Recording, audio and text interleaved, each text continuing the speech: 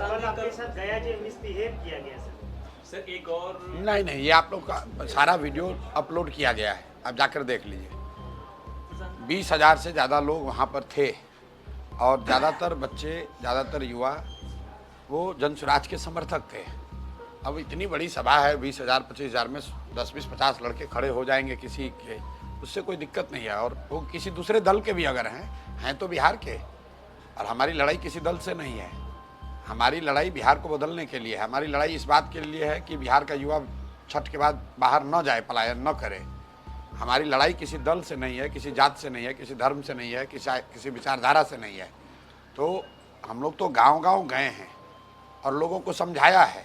हर व्यक्ति मेरी बात से सहमत हो ये ज़रूरी नहीं है, लेकिन धीरे धीरे आप देख रहे हैं कितनी बड़ी संख्या में पूरे बिहार में लोग समझ रहे हैं बात को कि नहीं, बात तो ठीक है। कि अल्टीमेटली बात तो इसी पर आती है ना कि आपके बच्चे के लिए पढ़ाई रोजगार होना चाहिए कि नहीं होना चाहिए, वही बात बता रहे हैं।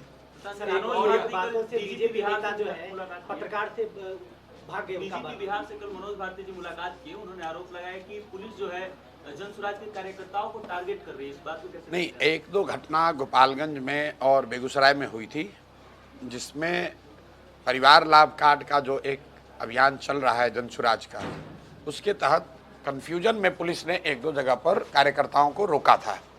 मैं आपके जरिए बता रहा हूं कि भाई हर पार्टी को लोकतंत्र में अपने प्रोग्राम का, अपने घोषणा पत्र को घर घर ले जाने का अधिकार है।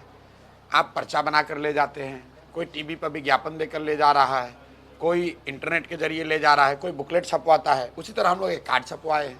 इसमें कोई ऐसी बात नहीं है जिसको लेकर कोई बहुत बड़ा हल्ला मचाने की ज़रूरत है। लेकिन चूंकि गांव में ये स्थिति कहीं कन्फ्यूजन हो गया, आधार कार्ड को लेकर हुआ कि आधार कार्ड क्यों मांग रहे हैं, वो इसलिए मांग रहे हैं कि ये परिवार लाभ कार्ड है, व्यक्ति लाभ कार्ड नहीं है। तो ये कहा जा रहा है कि भाई एक परिवार से एक आदमी को बनाइए, क्योंकि जनसुराज के जो 5 वादे हैं वो परिवार के लिए है कि आपके परिवार में जो बच्चा बाहर गया है वो छठ के बाद बाहर नहीं जाएगा रोजी रोजगार करने। आपके परिवार में अगर 2 वृद्ध हैं तो उनको दोनों को 2-2 हज़ार रुपये मिलेगा। आपके परिवार में अगर 2 बीघे की खेती होती है और आप धान गेहूं छोड़कर अब लहसुन प्याज उगाना चाहते हैं तो आपको मजदूर मनरेगा के तहत मुफ्त मिलेगा। तो जो 5 वादे किए गए हैं वो परिवार के लिए वादे किए गए हैं, और उसका असर देखिए कि आज सरकार जो 20 वर्ष से नीतीश कुमार पेंशन 400 रुपये दे रहे थे, आज बिहार में महिलाओं को, वृद्धों को, दिव्यांगों को, विधवाओं को 1100 रुपये मिलने लगा। यही बात तो जनसुराज बता रहा है। जनसुराज जीते हारे वो छोड़ दीजिए, जनसुराज के प्रयास मात्र से 20 वर्ष में जो पेंशन 400 रुपया से बढ़कर 410 नहीं हुआ वो 1100 हो गया। आशा वर्कर पटना गई, उन पर लाठी चला, आंदोलन हुआ, कुछ भी नहीं हुआ। जनसुराज के आते के साथ आशा का मानदेय बढ़ गया, रसोईया की सैलरी बढ़ गई। आज नीतीश कुमार कह रहे हैं कि हम हर महिला को 10,000 रुपया रोजगार के लिए देंगे। तो भाई जनसुराज ने कहा है कि हर महिला को, हर परिवार में जिसको भी रोजी रोजगार करना है, ये फॉर्मूला तो हम लोग दिए कि सरकारी नौकरी से नहीं होगा, सबको हाथ में पूंजी देना होगा और 10,000 देने से नहीं होगा। जनसुराज ने कहा है कि 5 लाख रुपए तक 4% ब्याज पर लोगों को पैसा मिलेगा। हम लोगों को अपने पैर पर खड़ा कराना चाहते हैं। पैसा सरकार से देने का कोई मतलब नहीं है, लेकिन डर देखिए कि आज नीतीश कुमार 10,000 रुपये देने की घोषणा कर रहे हैं। तो बिहार में ये लोकतंत्र की ताकत है, लोगों की ताकत है, और यही बात जनसुराज बता रहा है कि वोट चाहे जिसको भी दो, अगर अपने भले के लिए दोगे, अपने बच्चों के लिए दोगे, अपने रोजगार के लिए दोगे, तो जो भी जीत कर आएगा वो तुम्हारे लिए कुछ ना कुछ करेगा। नीतीश कुमार भी कर रहे हैं, और अभी तो ये शुरुआत है। नवंबर के बाद आप देखिएगा कि बिहार में लोगों की स्थिति कितनी बेहतर होती है। खजाना अब खुला है। ये लूट कर जो पैसा लोग भरे हुए हैं, कहता है पैसा नहीं है, तो आज 10,000 रुपये कहाँ से दे रहे हो? अगर पैसा नहीं है तो अभी तक 400 रुपये दे रहे थे, अब 1100 रुपये कहाँ से दे रहे हो? इसका मतलब है पैसा था, तुम लूटपाट कर रहे थे, अब जनता का दबाव हुआ है, जनता जगी है, तो आपको देना पड़ रहा है। यही लोकतंत्र का तकाजा है, यही जनसुराज का प्रयास है।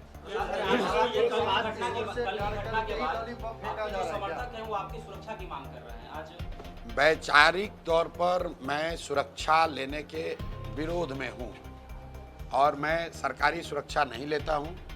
आज तक नहीं लिया है, आगे भी नहीं लेंगे, क्योंकि मेरा ऐसा मानना है कि जो सरकारी पद पर नहीं है उसको सरकारी सुरक्षा नहीं मिलनी चाहिए। तो मैं सरकारी पद पर हूं नहीं, मेरी सुरक्षा की जिम्मेवारी बिहार सरकार की है। जैसे आपकी बिहार के हर युवा की सुरक्षा की जिम्मेवारी बिहार सरकार की है, वैसे हमारी सुरक्षा की जिम्मेवारी भी बिहार सरकार की है। और हमारी सुरक्षा है कि नहीं ये जनता के हाथ में, सरकार के हाथ में। हमको कोई डर नहीं है। नहीं लेंगे। आपकी जानकारी के लिए ऑन रिकॉर्ड बता दें, जिस सुरक्षा के लिए यहाँ इतना लोग मारामारी करते हैं, 2 राज्य सरकारों से हमको Z+ सिक्योरिटी है। जाके देख लीजिए, बंगाल से Z सिक्योरिटी हमको मिली हुई है। हम सुरक्षा नहीं लेते हैं और हमको जरूरत नहीं है। की बढ़ती लोकप्रियता कहीं ना कहीं लोगों के मन में खटक रही है। नहीं भाई, ऐसा है, अप्रिय घटना होगी तो फिर अप्रिय घटना होगी तो सरकार जिम्मेवार होगी। अप्रिय घटना होगी, ऐसा है, अप्रिय घटना होगी तो सरकार जिम्मेवार है। भीड़ लग रही है, ट्रैफिक जाम हो रहा है, तो उसके लिए सरकार जिम्मेवार है। हम लोग तो, हम जब गांव में गए 10 आदमी थे तो भी यही बात कह रहे थे। आज 10,000 आदमी आ रहा है तो यही बात कह रहे हैं। ना उस समय सुरक्षा लेकर चलते थे, ना अभी सुरक्षा लेकर चल रहे हैं। सरकार पर है, समाज पर है। अगर आप हमको मारना चाहते हैं मारिए। आज पटना में भाजपा कार्यकर्ता और आपका नाम सुनते ही वो पत्रकार को बाइक नहीं दी और भाग गए। कौन? बिहार सरकार के एक मंत्री हैं। भाई आज पत्रकारों से भाग रहे हैं, कल जनता से भागेंगे, फिर अपनी गद्दी को छोड़कर भागना पड़ेगा। अगर आपने बिहार में लूटपाट किया है, आपने जनता का हक मारा है, जनता का पैसा लूटा है, तो जन सुराज की व्यवस्था बनेगी तो आपको जेल जाना ही पड़ेगा। आप कोई भी हो। और हम लोग छोटे मछली के चक्कर में नहीं हैं। मैंने घोषणा की है कि 100 बड़े नेता और अफसर, जो सबसे बड़े भ्रष्ट नेता और अफसर बिहार के हैं, तो भैया अभी से भगवान से मनाना शुरू करो कि जनसुराज न आए।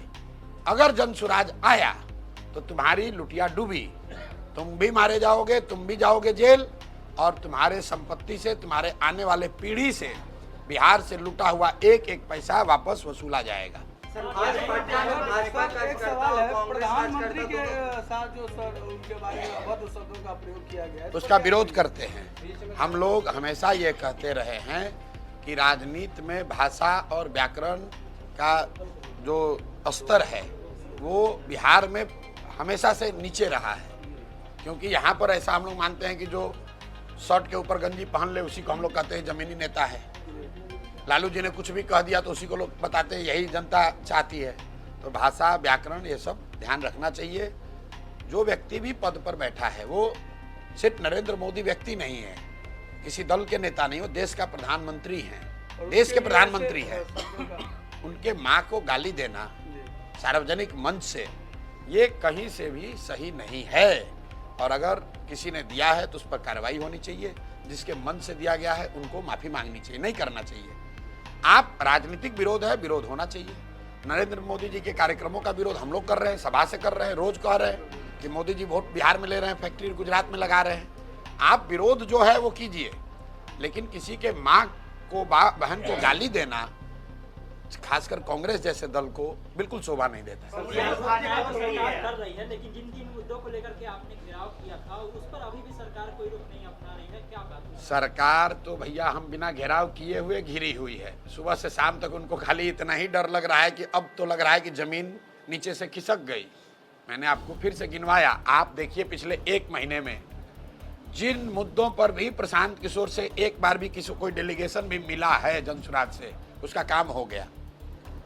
आशा वर्कर का मानदेय बढ़ गया, रसोईया की सैलरी डबल हो गई, पेंशन 400 से बढ़ के 1100 हो गया, 10,000 रुपया आज देने की उन्होंने घोषणा झूठी या सही किया जरूर है।